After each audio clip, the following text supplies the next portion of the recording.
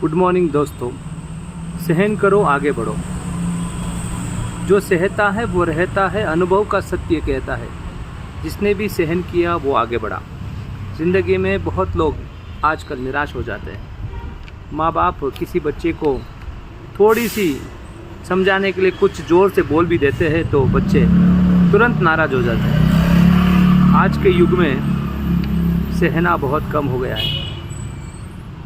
ज़िंदगी में कितने भी ऊंचाई पर पहुँचे जितने भी लोग हैं, उनके जीवन देखिए संघर्ष है। उनके जीवन में कितने गाली उन्होंने खाई होगी, लेकिन उन्होंने कभी मुड़ के देखा नहीं, रिटर्न कुछ बोला नहीं।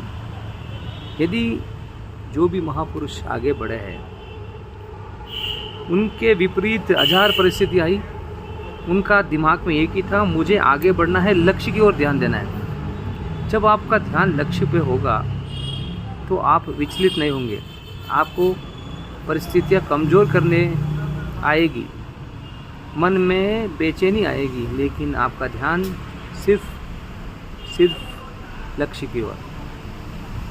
हिम्मत रखो, स्थितियों को समझो और आगे बढ़ो। परिवार की जिम्मेदारी को उठाओ। ऑफिस में जाएंगे, आपके जो मैनेजर है आपको परेशान करेगा, गाली गलौज करेगा, हो सकता है आप निराश होंगे। स्माइल दो, काम पर फोकस करो।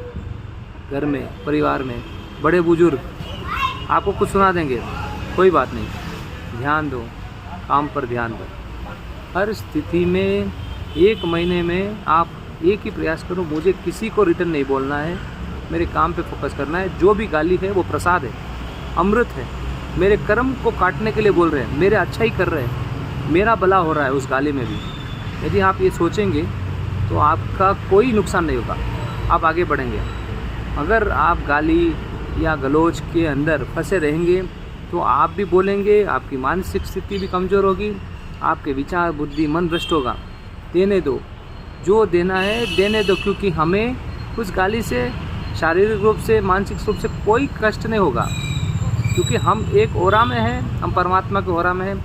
जो दे रहा है वो उसका ही है, वो रिटर्न चला जाएगा। गौतम बुद्ध की कहानी तो आपको पता है। कोई उपहार दिया, यदि वो उपहार हम नहीं लेंगे तो वो किसके पास जाएगा?